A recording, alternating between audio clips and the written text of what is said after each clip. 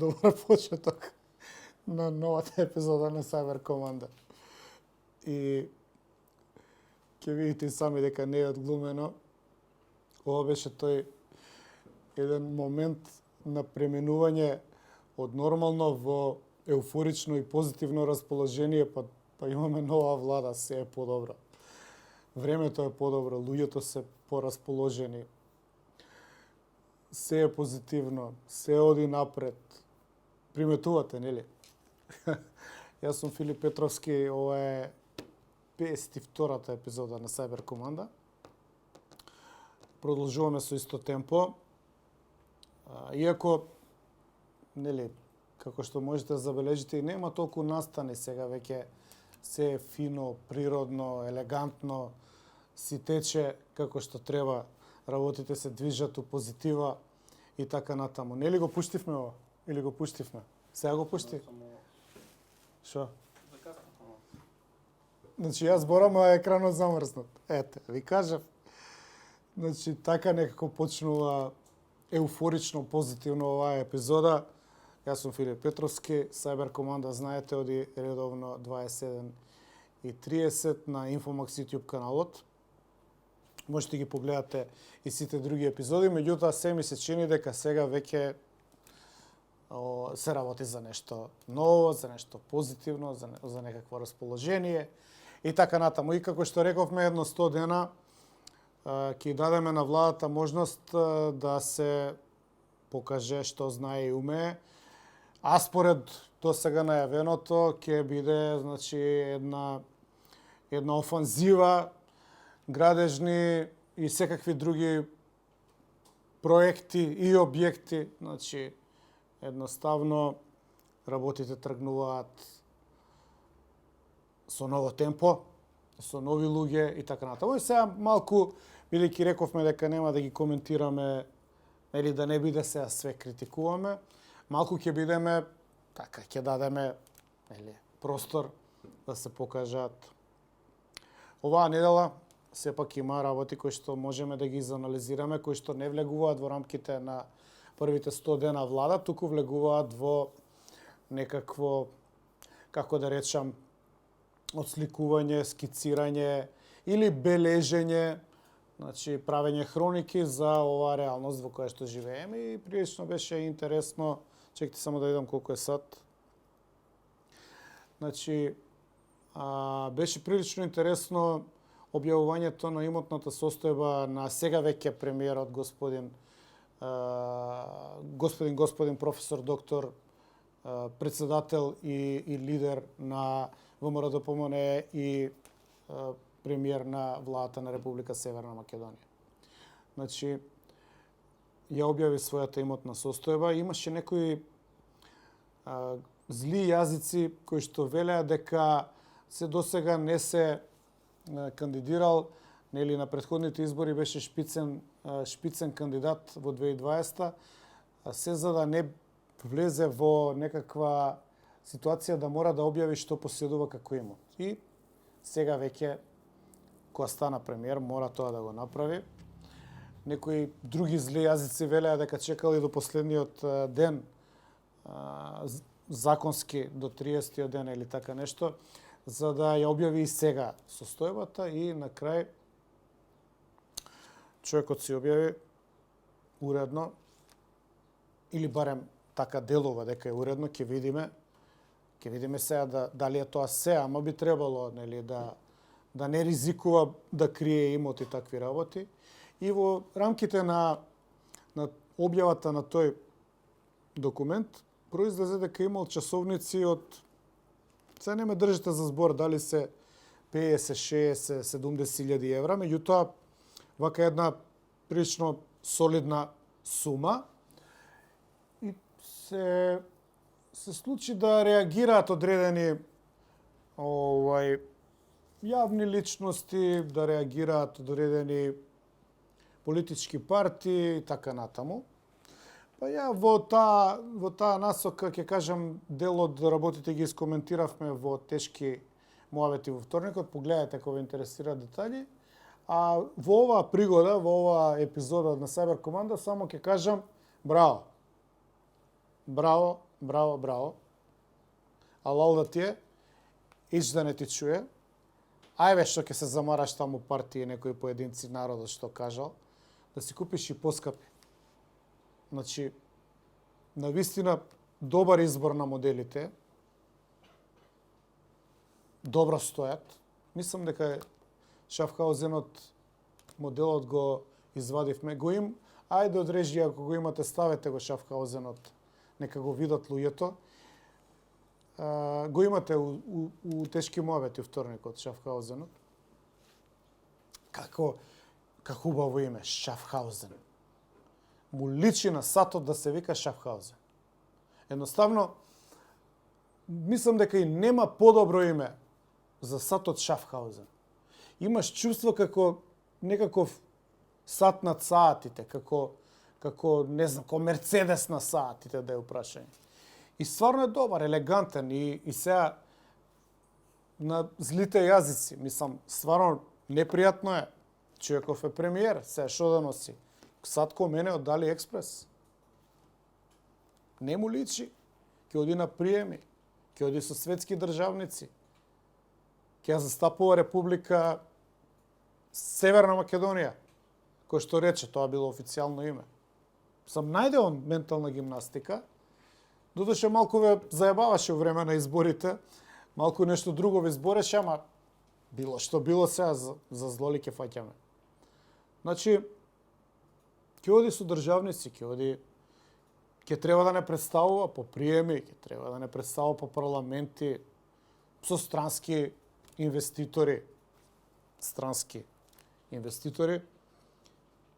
Па, знаете како прави, нели? Има некои така специфични пози за да се види сатот. Све се тоа многу добри потези, движења на рацете, да се види сатот. Па, чешкања, па позирања и така натаму. Значи, Шафхаузенот се уклопува драматично и нема болј избор.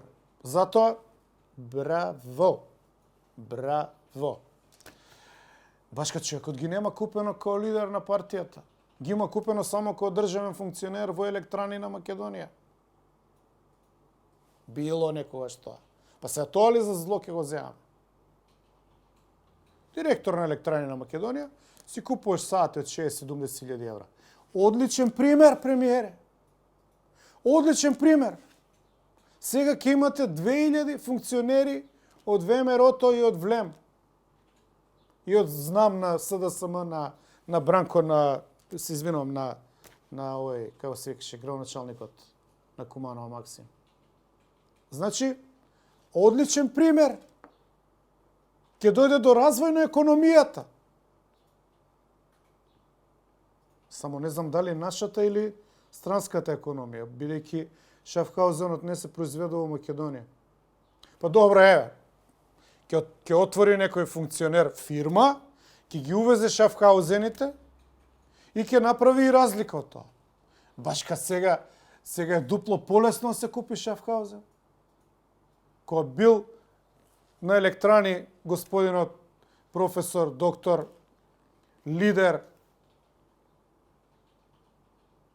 на партијата, лидер на Северна, лидер на сите нас, кој бил таму во Електрани. Платата била функционерска помала, сега е зголемена за 78%. Значи, со оваа динамика сега може по 2 да купат. Значи, 2000 функционери, по 2 Шафхаузени, 4000 Шафхаузени, по колку таму? 20-30 евра. Значи, економијата ќе се придвижи. Вие зли јазици, до вас. Па срамота е. Срамота е да не го гледате нуклеусот на новиот економски развој. На планот кој што не го разбирате, кој што е стратегиски направен за Македонија да оди напред, па макар и преку купување на часовници. Значи, вие не смеете да се сомневате во мудроста на врховниот лидер, професор, доктор, лидер, господин и татко на нацијата и политички бог. Вие не смеете да се сомневате. Затоа што преку една таква за вас неразбирлива операција, бидејќи вие не разбирате политика, не разбирате стратегија, не разбирате економија, сачувај Боже. Македонија може да го трасира патот кон нов економски развој. Башка.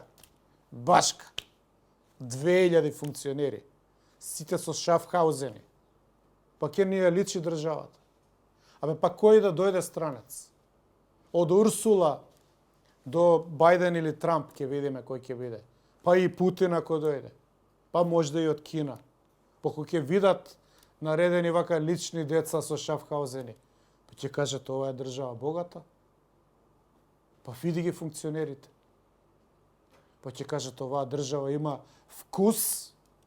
Па види ги каква марка носат. Па оваа држава има школа, има едукација. Па разбрале што е најскапо, што е најубаво, што е најпрестижно. Па со овие луѓе треба да се работи.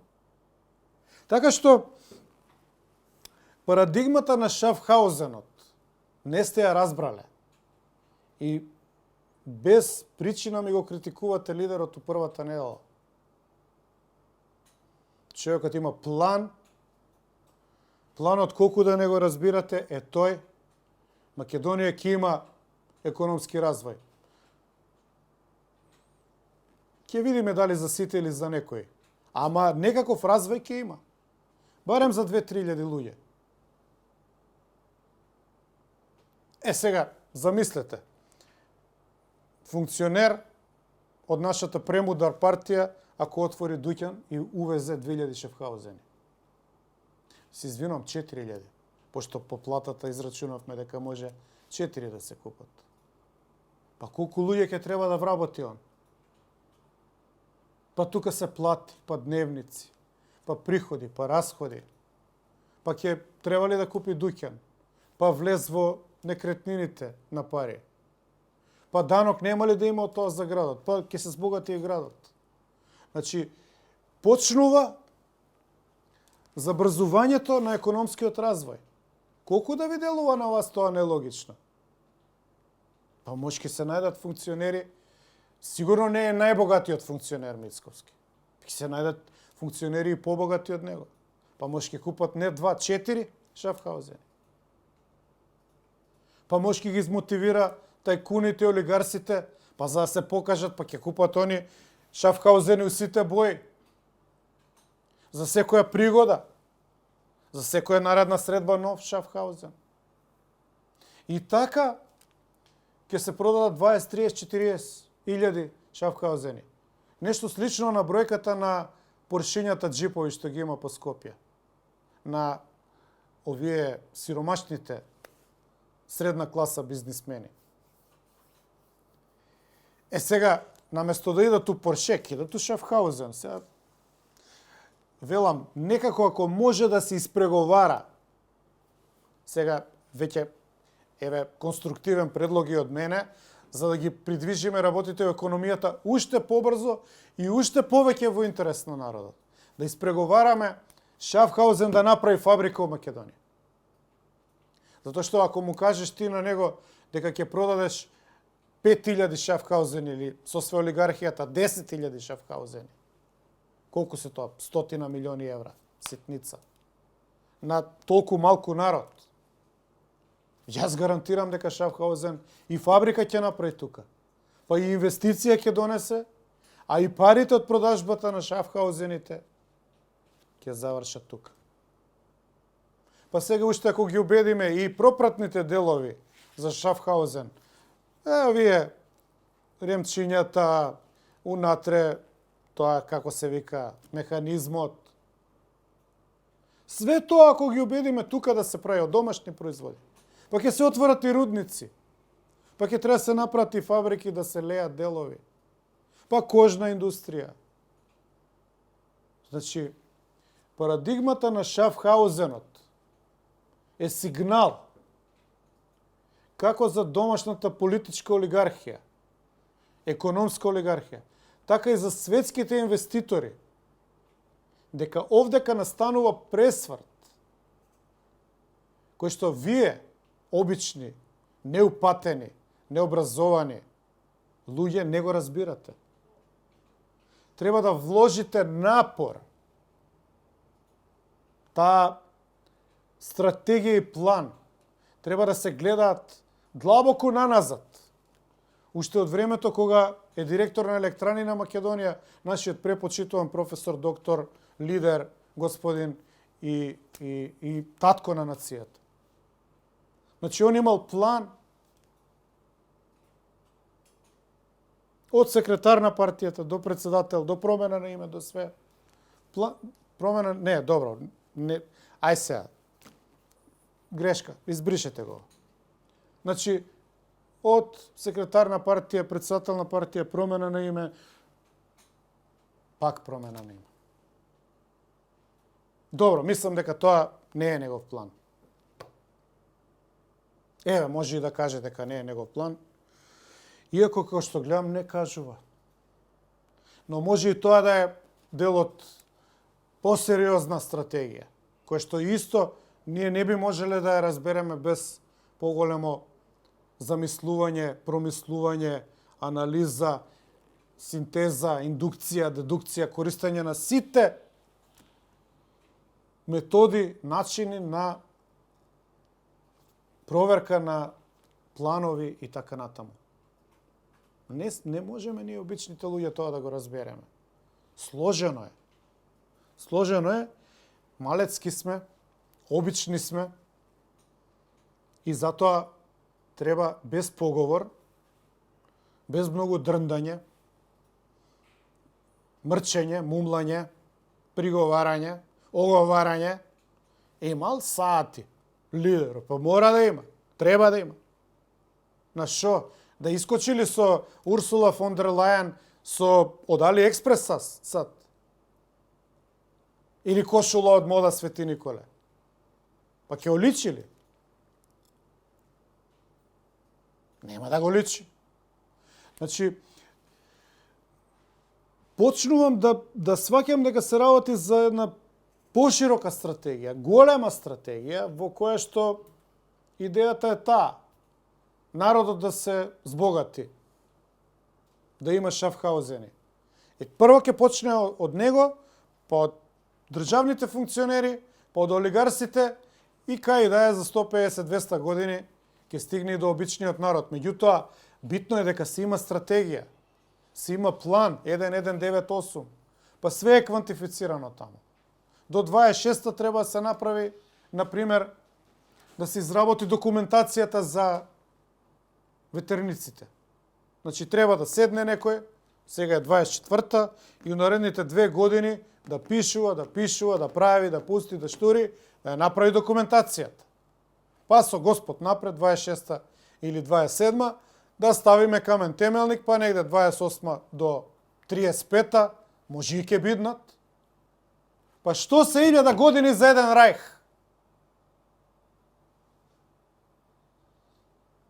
Никош владењето не смее да се поврзува со 4 години. Најмалку 1000 години за рајх. Имаме сега еден лош пример во историјата и затоа можеби не треба ни да спомнуваме 1000 години, ама еве Ѓорѓи Наумов 98 прв пат кога дојавме на власт, он смали 1-0, па вика ВМРО 100 години ќе биде на власт. Па еве што се во апропо тоа, што се 100 години? 25 мандати како е еден мандат? И зашто да бидат ветерниците во еден мандат? И зашто се направи грешка со брзање? То треба добро да се испланира. Треба добро да се напише, опише до секој детал. Па тоа бетонот кој ќе го стават. Па тоа треба да се исуши бетонот убаво. Замисли да не се исуши добро. Па треба да се испланира кои ниви, дали Делчевски, дали Беровски. Ќе се искористат за понатамошна експанзија. Сега, во моето скромно неразбирање на работите, си дозволив да коментирам во тешки муабети дека тоа би можело да биде и внатрешна инвестиција, односно бидејќи е стратешки ресурс, бидејќи е нешто кое што секогаш ќе биде потребно, без кое не може да функционира светот, а е дел од нашите природни богатства, без разлика дали е воздух, дали е сонце и така натаму. И служи како извор за креирање на ресурс кој што понатака се наплаќа, скромно реков, ако може да биде домашна инвестиција. Например, народот да вложи и народот да ги црпи бенефитите, а не да биде некоја таму странска компанија која што може би е странска, а може би е и наша, односно нивна, односно се разбираме, нели? Па велам да биде домашна, да народот вложи нешто од подперница или од банките и да му се врати место банка 3% камата оде да биде 5 и струјата да му биде бесплатна. Нели е добар предлогот? Па не е добар затоа што доаѓа од мене и затоа што ја не разбирам. Пошто они разбираат. Не е добар затоа што ја зло говорам, а они добро говорат. Не е добро затоа што има народот да има болја ситуација, кога може странски капитал да дојде, да инвестира и вишокот на пари да отидат во странство. Да, еве овдека еден мал сублимат за оние кои што се заинтересирани за моите глупи предлози, за моите нестручни предлози, за моите апартиски предлози, за моите пакостни предлози, да им посметаме на странските инвестиции и нешто од природните ресурси да му дадеме како предност на овој народ што се затекнал тука, па да измотивираме некој евентуално и да не се iseli. Еве ги двата. Ти ако сакаш странски пари да влезат овдека и да ти остане процент од тоа, и Груевски тоа сакаше да го направи за 1%, трансферите да идат низ Македонија и да остане 1%. И ако ја пројдат 100 милиарди, милиарда да остане во Македонија. Ама да му дам природен ресурс на оваа држава, на странец, ни десничарска, ни патриотска мерка. Собственоста на оваа држава мора да биде на овој народ. И бенефитите што ги има оваа плодна земја, сонце, ветер, вода, струја, све раст. Ова е богата Божја земја. И плюс сонцето колку е? 300 дена над нас. Ова треба да биде на овој народ, а не да се селува. Значи, у такви ресурси, заинтересирана, не знам, пичке си материне компанија да доаѓа да прави овдека, да инвестира, а народот си селува. Значи, нешто не е во ред во односот од државата кон поединец. Ако е странски инвеститор, парите ќе излезат од Македонија и после више не знаеш кај ќе отидат во сметки. И тоа ќе се сврти преку Кајмански острови ваму таму, па ќе дојде во Швајцарија кај некој Шафхаузен. Домашни, ако е домашен инвеститор, сите трансакции се проверливи во Македонија. Па затоа дотолку подобро е да биде домашен инвеститор и за тебе и за мене и за сите нас, бидејќи тука ќе останат пари. И не треба да се вртат по странство во офшор зони и да доаѓаат назад како непознати донации. Парадигмата Шафхаузен може вака да се разреши, бидејќи предвидувам дека економијата толку добро ќе оди, да го додадеме некакво уставно име Република Шафхаузен Македонија. Нема се љутат грците, сигурно. Башка ќе имплицира, ќе асоцира глобално дека тука нешто се случува. Сите ќе ги заинтересира која е таа Шафхаузен Македонија. Ништо чудно и да почне бран на инвестиции. Бидејќи ако е Шафхаузен тука, сигурно ќе сака и Хабло да дојде. Сигурно ќе сакаат и, што знам, овие Гармин, Сејко, не ги не знам марките, G-Shock, Mi-Shock. Ќе кажат па ако народот купува Шафхаузен и ќе купува и G-Shockoви. Па на еден Шафхаузен 200 G-Shocka може да се продадат. И ќе биде Елдорадо за часовници. И без шега, ќе се развие компетиција. Еве, во рамките на развојот на економијата, посебна економска зона да отвориме за фабрики само за часовници. Па кога ќе чујат богатите фирми светски дека у Македонија има економска зона за фабрики само за часовници. Па што ќе се случи, што мислите? Ќе кажат, сега ќе бараме економска зона само за конзоли, само за видеоигри. Па тука веднаш ќе кажат само за коли. па ќе кажат само за авиони, само за бродови. И ете ти богатство од сите страни. Ете ти развиена до крај стратегијата со инвестицијата на која што е сигурно намерно направена, сигурно не случајно е купен тој Шафхаузен или Шафхаузени, ако се во множина, со намера од нула да почне, од тој Шафхаузен да се смета времето и од нула да почне економскиот развој и Македонија да стане Швајцарија на Балканите, не баш онака како што е опишана у книгата на Ванчо Михајлов, него како Швајцарија по богатство, парите тука да бидат. Поуште па банките ако го намирисаат тоа. Кој има Шафхаузен има и пари, и за банка, па и сите банки светски да отворат своја тука зона да бидат, тука да ги преместат седиштата. И ете ти стварно Швајцарија на Балканите. Швајцарија на целиот свет во Македонија, во Шафхаузен, Македонија. Се има и други работи што се случува оваа недела. Имам и други материјали. Имам и други согледби. Позитивни се разбира за новата влада. Која, например, министер со бугарско државјанство. Која, например, коалиционен партнер кој што смета дека 16 кракото сонце, кој што беше државен символ, дека било грчки проект и така натаму. Меѓутоа, овие работи сите ги коментиравме и ќе ги коментираме. Мислам дека треба да оставиме убаво да легне овој предлог за голема економска преродба во Шафхаузен, Македонија. Ова беше 52-та емисија Cyber Команда, 52-та вкупно, 35-та, мислам, во втората сезона. Како и да е, редовен термин, 21:30, Infomax YouTube каналот.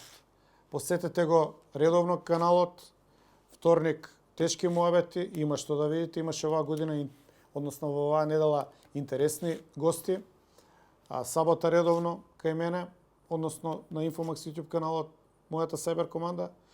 Влезете и на мојот YouTube канал и таму ќе најдете интересни видеа. Таму претежно има видеа кои што се поврзани со архива, стари, некакви бележења на она што поминало, нешто што не е уобичаено и така натаму. И пишете ми. Дали се расположивте неделава, а и дали овој предлог за Шафхаузен, Македонија ви се допаѓа, дали може да ја прегрнеме оваа нова економска офанзива која што својот зародиш го имала во електрани на Македонија, но со 10-годишен план унапред на нашиот господин професор, доктор, лидер, татко на нацијата, политички бог, во неговата сериозна, длабока стратегија да по доаѓањето малку ја прифати само некое време Северна Македонија додека да ја направи Шафхаузен, Македонија. И во постскриптум,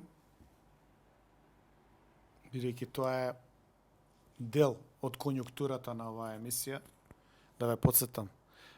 Не заборавете никогаш дека се што ни се случува, самите си го правиме. Односно, за се што ни се случува, виновни сме ние самите.